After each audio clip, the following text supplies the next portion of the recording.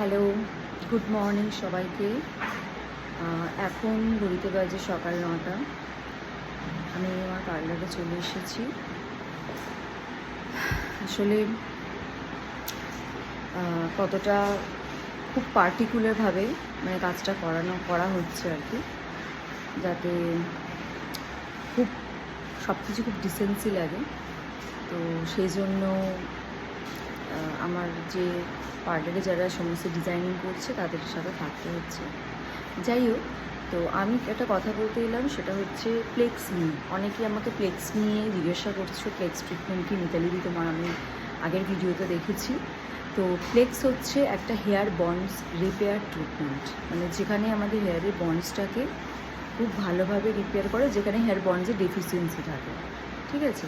তো এটা রিপেয়ার করার পর কী হয়, খুব যাদের ধরুন কেমিক্যাল ট্রিটমেন্ট বা যে কোনো colour, harsh chemical colour use করার পরে সঠিক প্রসেসে না হওয়ার জন্য, যে ইউজ করার ফলে অনেক সময় কী হয়, আমাদের এই পলিউশনের জন্য হতে পারে যে হেয়ার খুব ড্রাই ড্যামেজ হয়ে গেছে, সেখানে ওই বন্ডসটাকে এগেন ফিলিং করার জন্য আমরা প্লেক্স ট্রিটমেন্ট করে থাকি।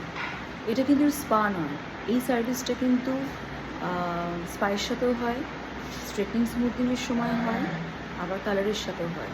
তো যদি কোনো ক্লায়েন্ট এরকম আসেন যে তার হেয়ার খুবই এরকম লাগছে যে প্লেক্স দিলে কি ওই প্রসেসটা যেটা আপনি করতে সার্ভিসটা নিতে চাইছেন সেটা খুব ভালোভাবে হোল্ড হবে, হেয়ার রিপেয়ার হবে, তো কাইন্ডলি একটু করে নেবেন, একটু কাইন্ডলি সাজেস্ট করলে একটু করে নেবেন, ঠিক আছে?